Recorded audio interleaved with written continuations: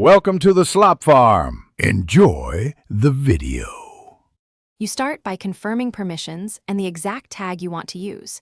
You must have managed server or a role with tag privileges. Otherwise, ask an admin now. Open Discord on desktop or web for full controls. Once done, navigate to server settings, then roles.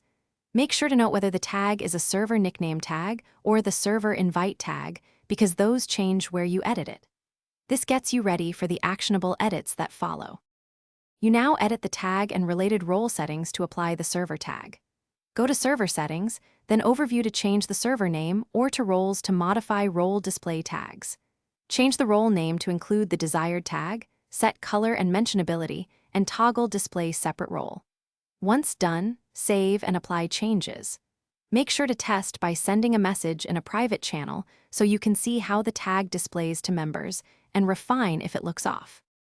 You finish by verifying the tag across channels and member profiles to confirm consistency. Assign the role to a test user, then inspect their username and server list display. If the tag fails to appear, check role hierarchy, ensure the role is above other roles, and review channel-specific permission overrides. Once done, adjust and retest. If problems persist, duplicate the role with minimal permissions and replicate the tag there.